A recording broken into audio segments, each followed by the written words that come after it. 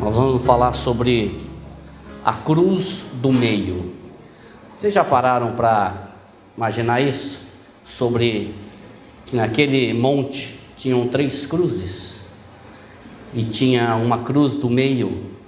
Só adiantando um pouquinho, a cruz do meio era a cruz que o Senhor Jesus foi crucificado. Os 4 evangelhos falam sobre isso, sobre esta cruz do meio. E ele diz aqui em Lucas 23, de 33 a 43: quando chegaram a um lugar chamado Calvário, ali o crucificaram, bem como aos malfeitores, um à direita, outro à esquerda. Contudo, Jesus dizia: Pai, perdoa-lhes, porque não sabem o que fazem. Então, repartindo as vestes dele, lançaram sorte. O povo estava ali e tudo observava. Também as autoridades zombavam e diziam: salvou os outros, a si mesmo se salve, se é de fato o Cristo de Deus, o escolhido. Igualmente os soldados o escarneciam e, aproximando-se, trouxeram-lhe vinagre, dizendo: se tu és o rei dos judeus, salva-te a ti mesmo. Também sobre ele estava uma epígrafe em letras gregas, romanas e hebraicas: este é o rei dos judeus. Um dos malfeitores crucificados blasfemava contra ele, dizendo: não és tu o Cristo? Salva-te a ti mesmo e a nós também. Respondendo-lhe, porém, o outro repreendeu-o, dizendo: nem ao menos temes a Deus, estando sob igual sentença? Nós, na verdade, com justiça, porque recebemos o castigo que os nossos atos merecem, mas este nenhum mal fez. E acrescentou: Jesus, lembra-te de mim quando vieres no teu reino. Jesus lhe respondeu: em verdade te digo que hoje estarás comigo no paraíso. Pai, nós te louvamos, Senhor, te agradecemos por este momento, por este dia, por esta noite, e pedimos, Senhor, que o Senhor fale conosco, para a honra e para a glória do teu nome, Senhor. Está a tua palavra, nós vamos falar, Senhor, da cruz de Cristo. Nós vamos falar, Senhor, do que aconteceu ali naquela cruz, pela revelação do teu Espírito, Senhor. Eu peço que o Senhor seja com cada um, meu Pai, revelando o teu Filho amado nos corações daqueles que ainda não tiveram esta revelação. Senhor, seja conosco nesta noite, para a honra e para a glória do teu nome. Amém. Irmãos, como eu disse para vocês, todos os 4 evangelistas, os 4, eles declaram, eles escreveram sobre a crucificação de Jesus Cristo. Uns mais detalhados, outros mais resumidos, mas todos eles falaram do que aconteceu naquela cruz. E eu elenquei aqui alguns pontos. Primeiro, chegaram ao Gólgota, ou ao Monte da Caveira, ou ali onde foi crucificado. Segundo, Jesus recusa beber vinho com fel. Terceiro, Jesus é crucificado entre 2 ladrões ou 2 blasfemadores. Quarto, Jesus profere as primeiras palavras na cruz: Pai, perdoa-lhes, porque não sabem o que fazem. Quinto, os soldados repartem as suas vestes. 6, os judeus zombam de Jesus. 7, o segundo grito na cruz: hoje estarás comigo no paraíso. 8, as trevas. Aliás, 9, as trevas. 10, o quarto grito: Deus meu, por que me abandonaste? 11, o quinto grito: tenho sede. 12, o sexto grito: está consumado. 13, o sétimo grito: Pai, em tuas mãos entrego o meu espírito. E a consequência disso foi o véu do santuário rasgando-se de alto a baixo e a terra tremendo. O véu do santuário rasgando de alto a baixo, Cristo inaugurando um novo e vivo caminho pela sua carne, diz a palavra do Senhor. Ou seja, Ele inaugurando o caminho que nos dá acesso ao Pai através dele. Não é mais necessário um sumo sacerdote, uma vez por ano, entrar lá no Santo dos Santos para oferecer sacrifício pelo pecado dele e pecado do povo. Agora nós temos acesso diretamente ao Pai através de Cristo, pelo novo e vivo caminho que ele inaugurou ali naquela cruz. Irmãos, muitas pessoas creem em Cristo, mas num Cristo falso. Muitas pessoas creem num Cristo cósmico, aquele Cristo que até fala qual é o caminho, mas não promete que nos leva até lá. Sabe por que é mais fácil você crer, as pessoas creem num Cristo cósmico?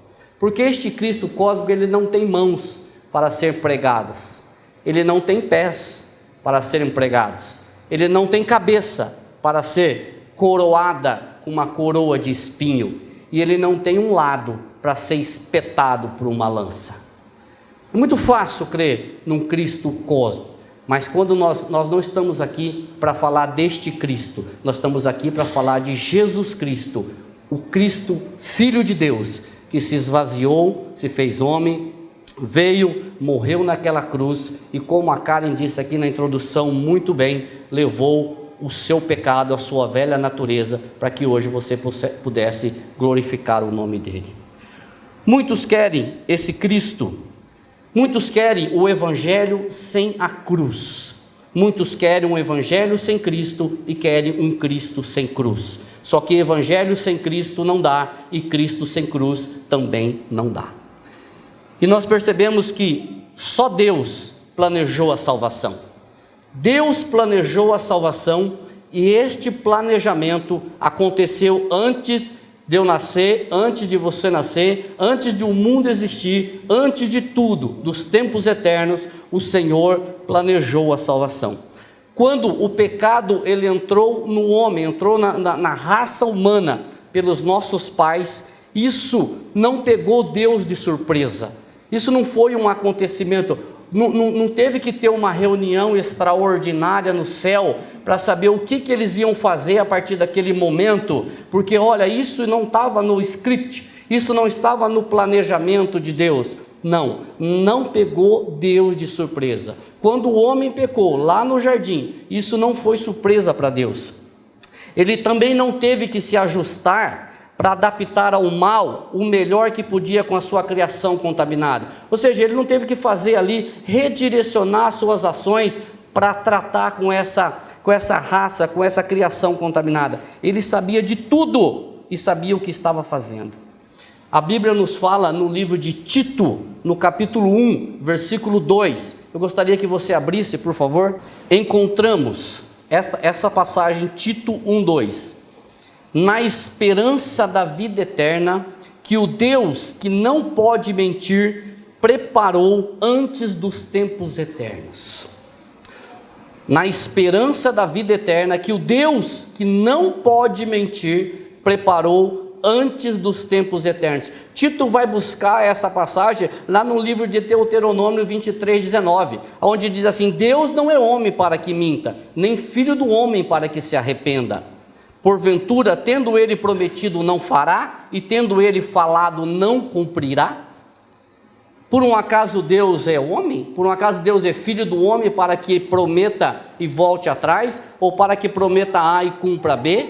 Para que prometa algo e não faça? Para que fale e não cumpra? Não, Deus não é homem nem filho do homem. O que ele prometeu, ele fez e ele fará. Essa salvação ele planejou antes da fundação dos tempos, antes dos tempos eternos. Deus não pode mentir. O Deus que não pode mentir, antes dos tempos eternos, trouxe a confissão da total confiabilidade de Deus.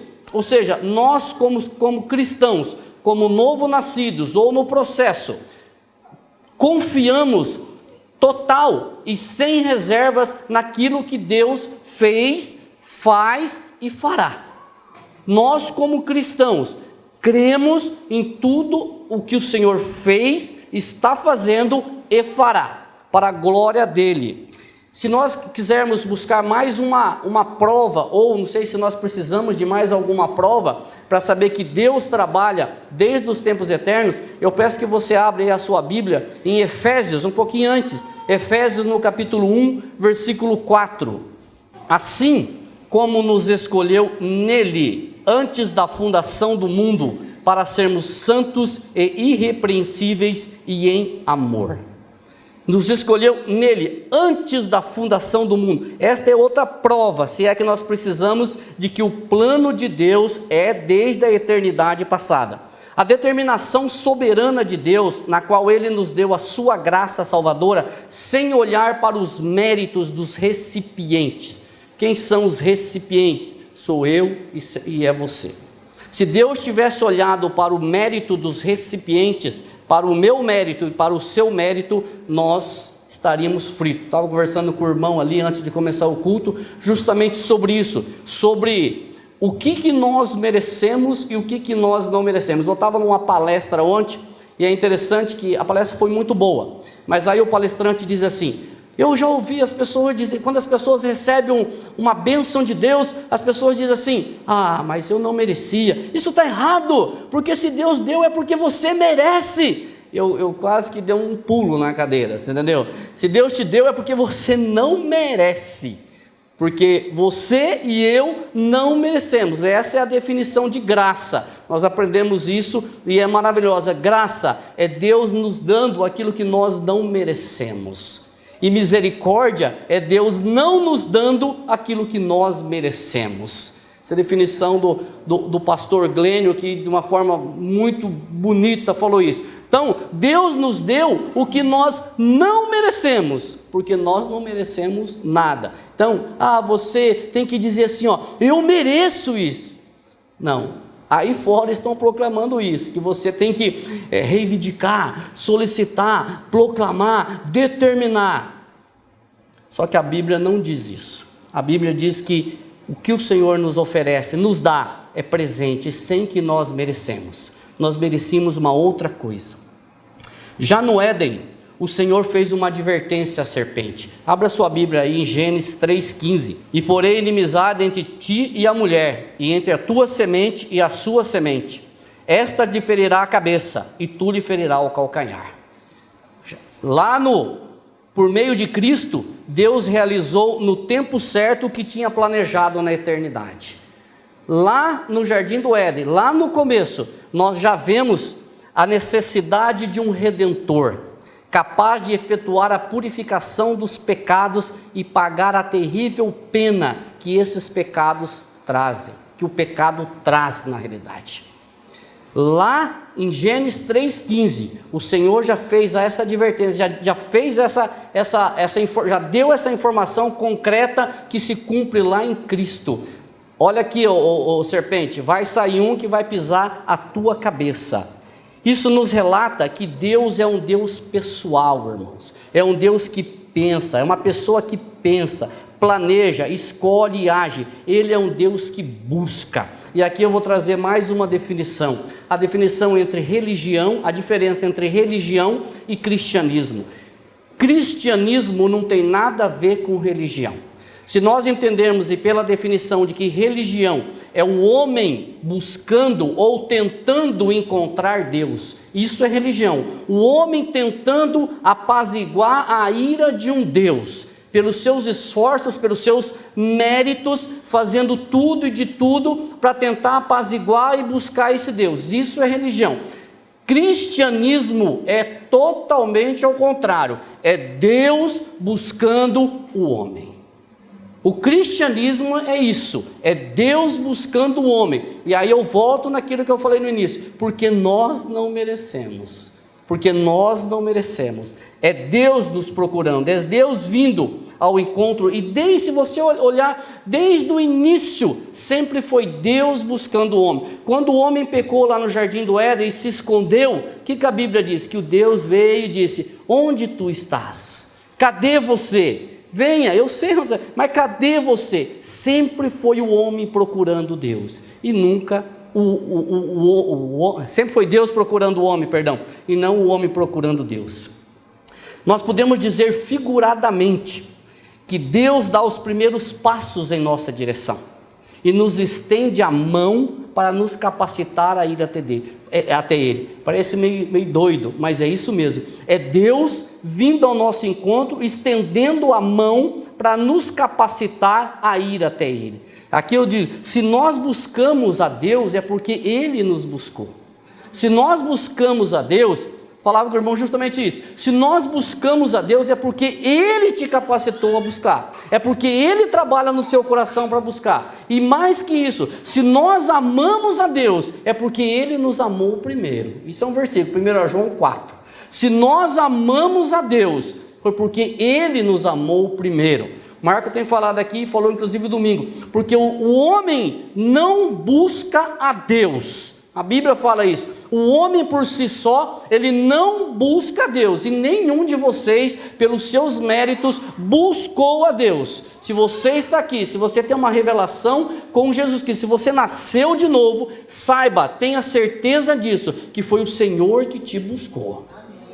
Foi o Senhor que buscou você primeiro e te capacitou para ir até Ele. Essa vontade que dá em nós de estar diante do Senhor, de orar, de buscar, de ler a Bíblia, de falar do Evangelho, às vezes dá uma presunção, sabe? Dá uma inchada, dizendo assim, poxa, eu vou lá fazer bobeira, bobagem. É o Senhor que fica falando para você, o Espírito Santo que diz, ó, vai lá Maurício, essa pessoa aqui é contigo agora, abra a tua boca, que agora eu vou falar através de você. Vai lá Ludmila, abra a boca que eu vou louvar através de você. A Ludmila vem aqui e diz, nossa, eu ensaiei e hoje eu vou arrebentar. Erra tudo, né? Mas quando eu diz, Senhor, usa-me hoje, acontece coisas que você fala, não sou eu. Só Deus planeja a salvação e só Deus dá início à salvação. Ele planeja e Ele dá início. Irmãos, o Cristo de Deus vem e torna-se sacrifício para os pecadores. O mérito humano tem que ser deixado de lado. Todas aquelas ações que nos fazem sentir bem conosco, tem que deixar de lado. A Bíblia diz assim, que os nossos atos de justiça não agradam a Deus. Percebe uma coisa? São os nossos atos de justiça que não agradam a Deus. Imagina o de injustiça. Aquilo que nós achamos que está bom, aquilo que nós achamos que nós fizemos bem feito, aquilo que nós achamos, puxa, eu me dei bem nessa. Isso não agrada a Deus. Imagina aquilo que nós fazemos que nós achamos que está ruim. Mas presta atenção, a justiça do homem não agrada a Deus. Os atos de justiça meu e seu não agradam a Deus. Eu sei que isso às vezes fere o nosso ouvido, você entendeu? Isso às vezes dói e dá vontade de sair correndo, ou então pegar o pregador e dar uns tapas nele, mas isso é a palavra de Deus, você entendeu? É difícil, eu vou falar com o irmão, o Senhor corta, o Senhor lapida, mas naquilo que mais nós gostamos. Para quê? Para Ele formar o caráter de Cristo em nós, para Ele mostrar em nós, é aqui que eu te quero, é nessa reta que eu te quero, e não desse caminho tortuoso que você quer andar, é aqui. E quando nós nos entregamos ao Senhor, Ele faz de nós aquilo que lhe apraz, aquilo que Ele quer fazer. Nós vamos falar um pouco mais para frente sobre isso. Do ponto de vista de Deus, não estamos cheios do bem oculto, mas estamos cheios do mal oculto. Na realidade, não há nada que possamos fazer que Deus aceita. Nada que possamos fazer que Deus aceita. Toda a bondade humana somada nunca mudará a mente de Deus no que respeita sequer um único pecado. Nem toda a bondade humana somada vai conseguir fazer perdão de um único pecado. Ele não aceita a justiça humana. A santidade de Deus é tão radicalmente diferente que nenhuma bondade humana pode se aproximar dela. E não há nenhum bom. A Bíblia diz em Romanos 3:23 assim: todos pecaram e todos carecem da glória de Deus. Todos. Quando eu falo todos, eu falo desde todos. Todos. Inclusive as pessoas que você gosta, seu pai, sua mãe, pessoas que nós gostamos, filhos, filhas, amigos, pastores, padres, papa, todos pecaram e todos precisam da glória de Deus. Irmãos, se Deus não nos salvasse, nós não conseguiríamos nos salvar. Se Deus não nos tivesse reconciliado com Ele, nós não teríamos capacidade de nos reconciliar. Ele nos reconciliou com Ele em Cristo Jesus. Ele reconciliou, partiu dele e não de nós. Santo Agostinho escreve assim, todo aquele que entende a santidade de Deus desespera-se ao tentar satisfazê-lo. Frase, né? Todo aquele que entende a santidade de Deus desespera-se ao tentar satisfazê-lo. Só Deus pode oferecer a salvação como presente. Abra sua Bíblia, irmão. Efésios capítulo 2, versículos 8 e 9. Pela graça sois salvos, por meio da fé, e isso não vem de vós, é dom, é presente de Deus, não por obras, para que ninguém se glorie. Este presente é dado a todos aqueles que perdem a esperança de salvar a si mesmo, aqueles que dependem somente de Cristo. Esta graça, este presente, é dado a todos aqueles que se rendem, que reconhecem que não têm capacidade de salvar a si mesmo.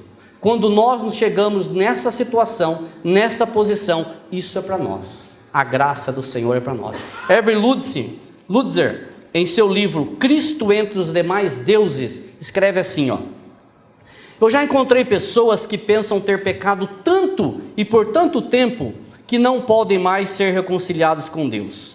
O que elas precisam entender é que este presente está disponível a qualquer pessoa, pouco importando o quão grande seja o seu pecado. Aí ele diz assim, é muito melhor ser um bom cidadão do que um criminoso, mas se o indivíduo generoso, Deus, deseja dar o mesmo presente para ambos, ou seja, para aquele que não é criminoso e para o criminoso, trata-se de uma prerrogativa dele. Considerando que nenhum dos dois merecesse tal presente, a extensão dos seus pecados e fracassos pessoais é deste ponto de vista irrelevante. Perante Deus, aquele que é um bom indivíduo ou aquele que é um pecador, mesmo tamanho. Às vezes isso fere também os nossos ouvidos. Ele diz, é muito melhor ser um bom indivíduo, mas se Deus disponibilizou essa graça para um e para outro, é prerrogativa dele. O Senhor não veio chamar justos, mas pecadores ao arrependimento. Isso está em Mateus 9,13. Qual é a nossa contribuição diante disso? A nossa contribuição é reconhecer que nós somos pecadores e que nós dependemos do Senhor. E aí, eu quero, de repente os irmãos estão perguntando, poxa, mas ele falou que ia falar da cruz do meio, até agora só foi burdoada, né? Mas eu vou falar da cruz do meio, e eu vou começar a falar da cruz do meio agora. Quando eu falo que Deus, Ele revelou o seu amor por nós, na morte e ressurreição do seu Filho. Ele revelou o seu amor por nós, ali Ele se identificou, ali o Senhor mostrou o amor dEle para conosco, na morte e ressurreição do seu Filho. Tem um texto que diz assim, por nós mesmos, entretanto, não podemos cumprir tal satisfação, nem podemos livrar a nós mesmos da ira de Deus. Por isso Deus, em sua infinita misericórdia, deu o seu único Filho como nosso fiador. Por nós, ou em nosso lugar, Ele foi feito pecado e maldição na cruz, para que pudesse satisfazer a ira de Deus. Irmãos, vocês já pararam para pensar o que foi a morte de Jesus Cristo pela sua vida? Às vezes nós ouvimos dizendo assim, porque Cristo morreu naquela cruz, mas quando nós começamos a meditar nisso, o que foi que aconteceu ali naquela cruz? Hoje eu estava lendo assim, algumas características da cruz, dos espinhos, dos cravos, do peso daquela cruz. Só a parte que Jesus carregou pesava aproximadamente 50 quilos, segundo aquele historiador. E ele carregou aquela cruz, e ele levou chibatadas, e ele não abriu a sua boca. Ele não pecou, ele não blasfemou, ele não xingou. E ele fez aquilo ali sem pecado, por mim e por você. Quando passou aquele filme do Mel Gibson lá, de Jesus Cristo, acho que muitos foram assistir, inclusive eu. Você sai dali assim, chocado, sai ali doendo, chorando. E aí alguém disse o seguinte: foi muito pior do que aquilo ali. Foi pior do que aquilo ali. E foi por mim e por você. Pelo amor de Deus, o amor que Deus tem por mim e por você, foi daquele jeito. João 3,16, para nós termos uma leitura a respeito deste amor. Porque Deus amou o mundo de tal maneira que deu seu Filho unigênito, para que todo aquele que nele crê não pereça, mas tenha a vida eterna. O mundo, este mundo dos homens, alienado e condenado, recebe o dom do amor de Deus e a vida eterna para aqueles que creem. Percebe? Porque Deus amou o mundo de tal maneira, não amou o sistema, Deus amou as pessoas, amou a criação dele, de tal maneira que deu o seu filho, seu único filho, filho unigênito. Eu já vi algumas pessoas fazerem essa pergunta ao público, e até uma pergunta assim, dolorosa para as mães. Pergunta assim para as mães e para os pais: você daria o seu filho para morrer pelo teu vizinho? Não daria. Por aqueles que o crucificaram? Você viu a oração de Jesus Cristo na cruz? Pai, perdoa, eles não sabem o que fazem. Pois é, porque Deus amou o mundo de tal maneira que deu esse filho, para que todo aquele que nele crê não pereça, mas tenha vida eterna. Para todo aquele que desiste de querer salvar a si mesmo, para todo aquele que acha, que tem certeza, não acha, que os seus méritos, os seus atos de justiça não servem para nada, quando você chega diante do Senhor. Para aqueles que dá uma espetada no seu ego e murcha, quando chega diante do Senhor, diz: Senhor, tem misericórdia de mim, porque eu sou um pecador, eu só sei produzir isso. Crer é mais do que um ato intelectual, irmãos. Crer é se entregar àquele que pode todas as coisas. Crer é aceitar que Deus se revelou, e não somente se revelou, mas se esvaziou por mim e por você. Quando nós olhamos lá para aquela relação que ele se esvaziou, ele se fez isso, fez aquilo, veio até o mundo, vestiu uma pele humana, foi para a cruz, foi obediente até a morte de cruz. Aí você fala: meu Deus, que coisa maravilhosa. Aí você vai para Colossenses 1 que diz: ele é a imagem do Deus invisível, todas as coisas foram feitas por ele e para ele, ele é antes de todas as coisas, para ter a primazia de todas as coisas, porque aprouve a Deus que residisse nele toda a plenitude. Aprove a Deus que fosse nele tudo, porque ele é antes de todas as coisas, nele estão escondidos todos os tesouros. 1 João 4,9 diz assim: nisto se manifestou o amor de Deus em nós, em haver Deus enviado o seu Filho unigênito, para vivermos por meio dele. Deus enviou o seu Filho unigênito para vivermos por meio dele, do Senhor, por meio de Cristo. O ato de Deus enviar seu Filho unigênito ao mundo foi a manifestação suprema do amor dele para com o homem. Isso ele fez por mim e por você. Eu queria que você abrisse 2 Coríntios no capítulo 5, versículo 14. Pois o amor de Cristo nos constrange, julgando nós isto: um morreu por todos, logo todos morreram.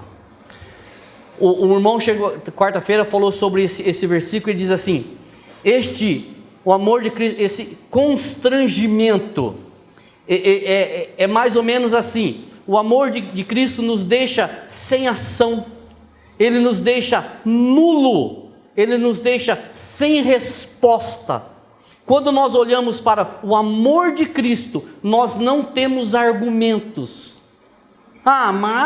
Mas nada. Quando nós olhamos para este amor, nós ficamos nulo nas nossas compreensões, nós ficamos nulo no nosso entendimento, nós ficamos sem argumento nenhum para dizer: mas se fosse assim, se fosse assado. Não. Quando nós olhamos para este amor, nós nos prostramos e dizemos: Senhor, muito obrigado, porque esse eu não mereço, mas o Senhor me deu.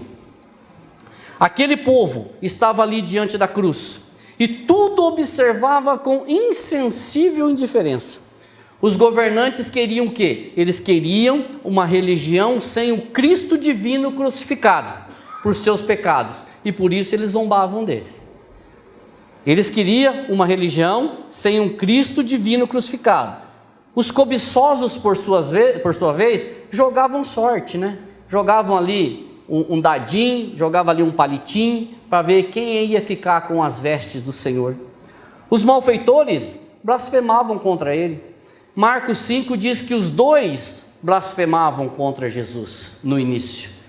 Ele diz que também os que com ele foram crucificados o insultavam. Só que a graça de Deus naquela cruz pôde dar instantaneamente a um blasfemo uma atitude de fé salvadora. E aqui eu quero adiantar um pouquinho e dizer para vocês que no início nós tínhamos ali 3 cruzes.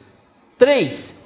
Um daqueles morreu no pecado, o outro morreu para o pecado e o terceiro morreu pelos pecados.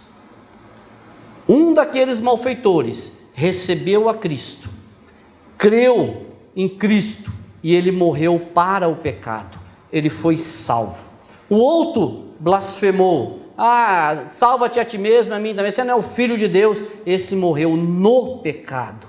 E o terceiro, que é o nosso Senhor, morreu pelos pecados, pelos meus, pelos seus, pelos da humanidade, dos que estavam antes, durante e depois.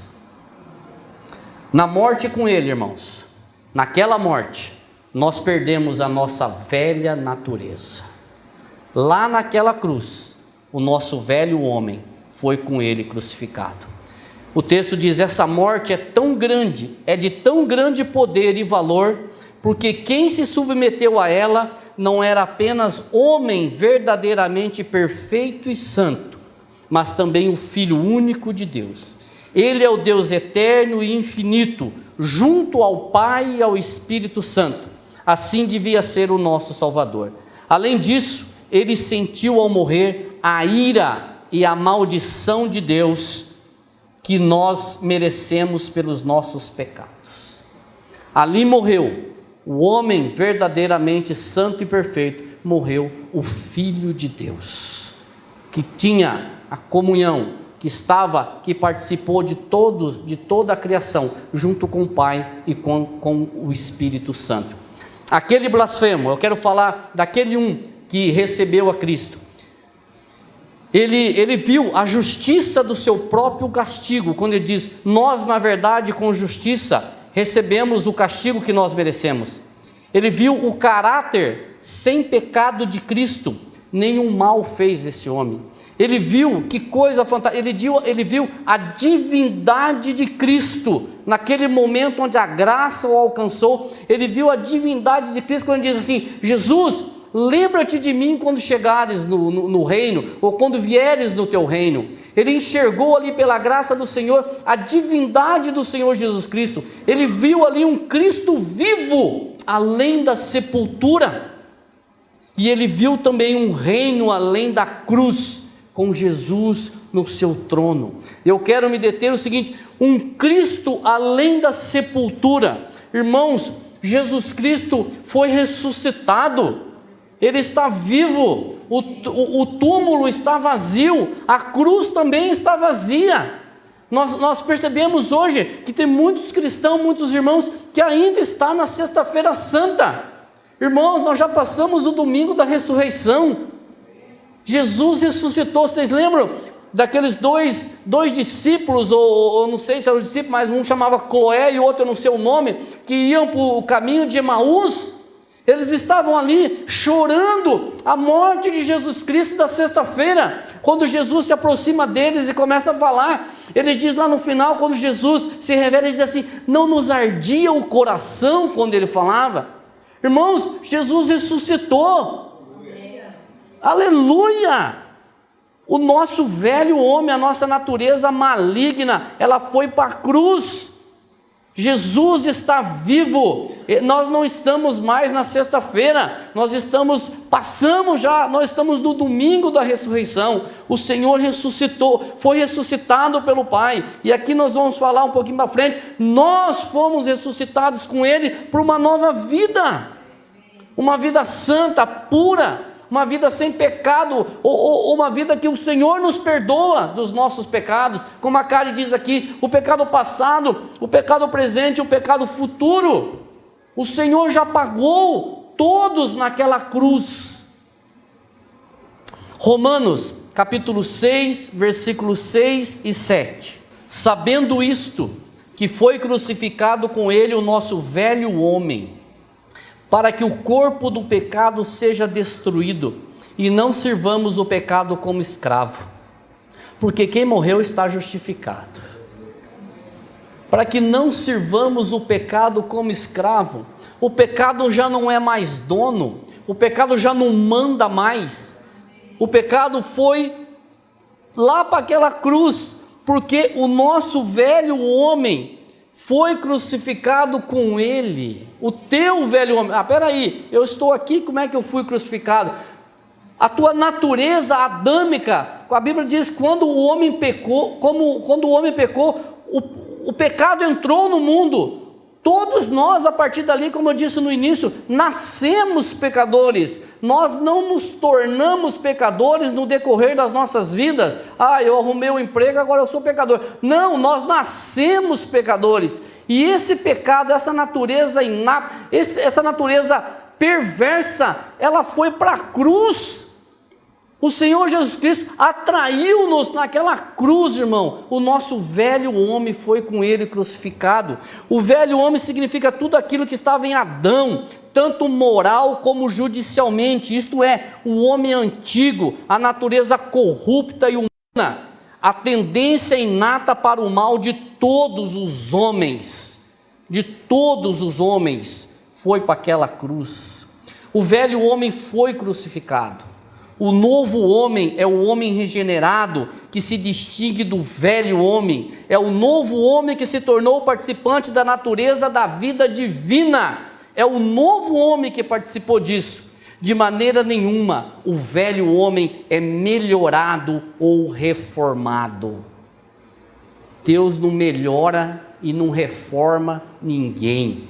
Ele fez a tua natureza naquela cruz, morreu naquela cruz, e quando ele ressuscitou, nós ressuscitamos com ele por uma nova vida. Não vem uma reforminha, um remendo. A Bíblia diz lá em Ezequiel 36, 26, se eu não estiver errado, que o Senhor tira o coração de pedra e põe um coração de carne. Ele não pega o de pedra e dá uma reforminha, ele arranca o teu coração de pedra e coloca um coração de carne. Ele troca o nosso coração, ele não lava ali e dá uma melhoradinha, não, ele troca o meu e o teu coração.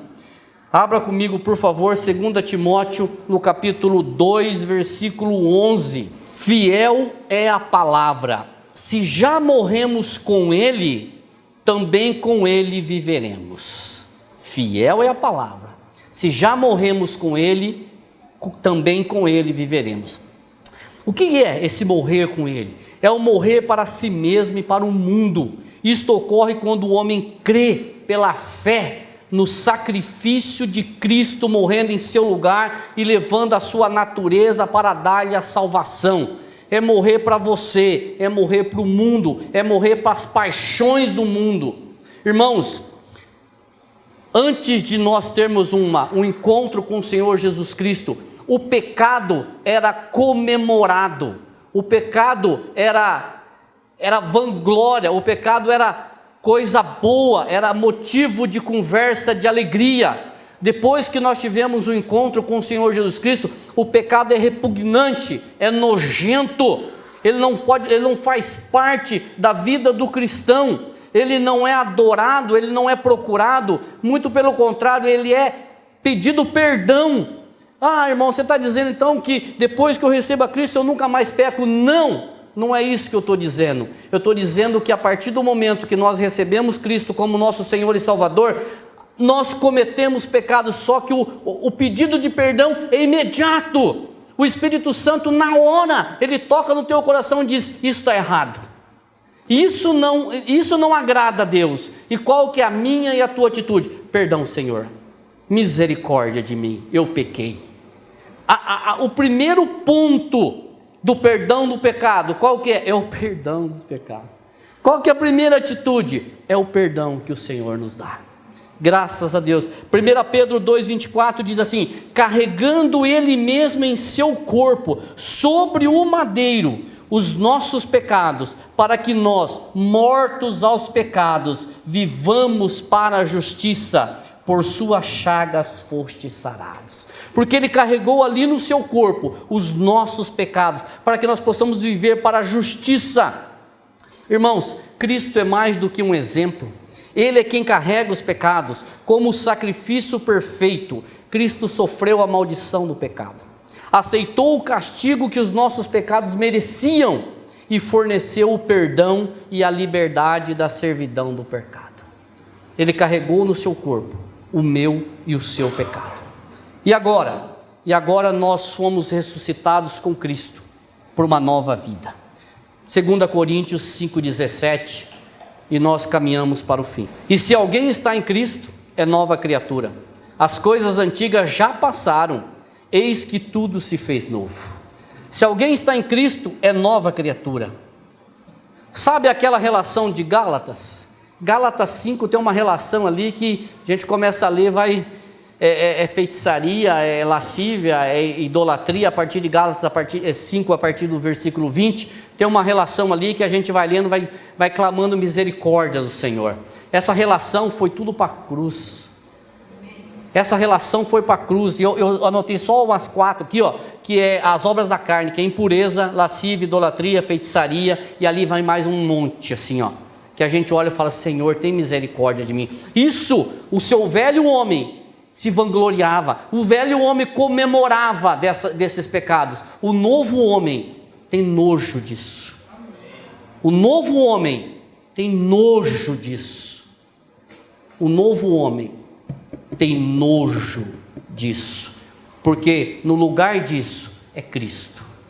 No lugar disso é Cristo na vida do cristão. A Bíblia diz que a cruz é o julgamento deste mundo. O próprio Jesus disse: chegou a hora deste mundo ser julgado, e o príncipe deste mundo será expulso. Isso está no livro de João, capítulo 12, versículo 31.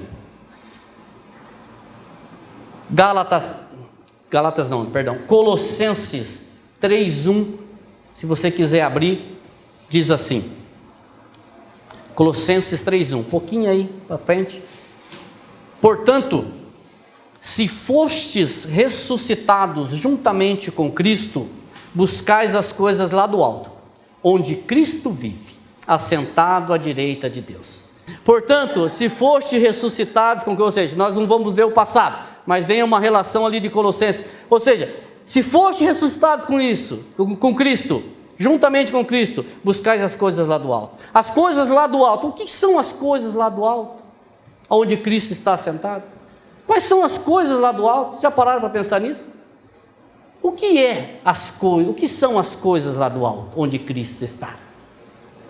É querer Ele, é estar diante dEle, é buscar a Cristo, é ter prazer em estar diante do Senhor, é pregar, é falar de Jesus Cristo para as pessoas, é adorá-lo, é conversar com Ele, é não perder a oportunidade de dizer para as pessoas o amor de Deus em Cristo Jesus para conosco. Irmãos, Cristo teve um nascimento extraordinário, Cristo teve uma vida extraordinária, Cristo teve uma morte extraordinária, Cristo teve uma ressurreição extraordinária, Cristo teve uma ascensão extraordinária e Cristo terá um retorno extraordinário. Tudo na vida do Senhor foi extraordinário. Na cruz do meio foi crucificado o Senhor de todos e de tudo, e ali foi crucificado com Ele o nosso velho homem. Você viu? Eu não vi. Você sentiu? Eu não senti. Até uma música que fala sobre isso, né? Eu nada vi, eu nada senti, mas está aqui, eu creio. Na Bíblia diz isso, e eu creio que o meu velho homem foi com Ele crucificado. E quando Ele foi ressuscitado, eu ressuscitei com Ele para uma nova... Eu fui ressuscitado, melhor dizendo, com Ele para uma nova vida. E aí eu volto no versículo que a que a Karen leu aqui no início, Gálatas 2:20. Se isso aconteceu, já não sou eu mais quem vive, mas Cristo vive em mim. E a vida que agora eu tenho na carne, vivo-a pela fé no Filho de Deus, que me amou e a si mesmo se entregou por mim. Se Cristo é a tua vida, se você crê que Cristo levou o seu velho homem naquela cruz, sua velha natureza naquela cruz, se você crê que você nasceu de novo, então Cristo é a tua vida. Então já não é mais você quem vive, mas Cristo vive em você. Você não comanda mais as suas ações, você não comanda mais a sua vida, mas Cristo comanda a sua vida. Cristo deixou de ser agora um amuleto, deixou de ser uma situação aonde nós vamos lá, pegamos para resolver um problema determinado. Não, Cristo passou a ser o dono, o Senhor e Salvador da minha vida. A minha vida pertence ao Senhor. Ele me atraiu naquela cruz. Hoje Ele comanda a minha vida. E eu quero, fazer duas aplicações. Primeiro, a Bíblia diz assim, veio para o que era seu e os seus não o receberam. Mas todos quanto o receberam, deu-lhes o poder de serem feitos filhos de Deus, a saber, os que creem no seu nome. Ninguém nasce de Deus pelo primeiro nascimento. Ouviram? Ninguém nasce de Deus pelo primeiro nascimento, o nascimento carnal. Ninguém é filho de Deus com o primeiro nascimento. Nós ouvimos desde criança, eu também sou filho de Deus. Se você nasceu do alto, sim, se não, não. Filiação de Deus se limita aos que creem na pessoa e obra de Jesus Cristo. Você crê que Jesus Cristo é o Senhor e Salvador da sua vida? Eu creio. Eu não creio. Então, se você não crê, entra 1 João 5, 10, 12. Aquele que crê no Filho de Deus tem em si mesmo testemunho. Aquele que não dá crédito a Deus o faz mentiroso, porque não crê no testemunho que Deus dá acerca de seu Filho. E o testemunho é este, que Deus nos deu a vida eterna, e esta vida está no seu Filho. A vida eterna está no Filho. Cristo nos tira da lama e nos convida a caminhar em ruas de ouro. Ele nos tira da cova e nos conduz a entrar no palácio. Irmãos, eu sei que às vezes é um pouco duro ouvir assim certas coisas, mas é a pura realidade. Nós estávamos caminhando para o inferno.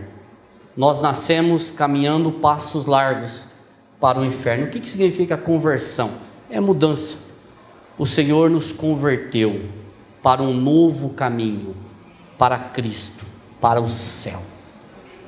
Se você crer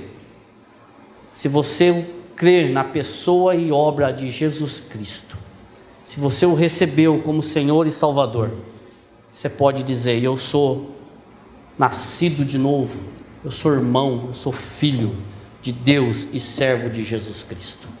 Ele levou a tua natureza maligna, nossa irmão, pesado, levou a tua natureza maligna, tua natureza depravada, tudo aquilo que não prestava em você, Ele levou lá naquela cruz. E Ele, o Pai, o ressuscitou e Ele limpou você. Ah, irmão, então do dia para a noite? Não, nós comentávamos sobre isso. A partir de agora, toda vez que você cometer os seus pecados, porque você vai cometer, o Espírito Santo vai tocar em você. Tenho certeza disso. E se você realmente crer, você vai dizer: Senhor, tem misericórdia, eu creio que o Senhor fez. O Senhor te atraiu, irmão, para a honra e glória dele. Amém?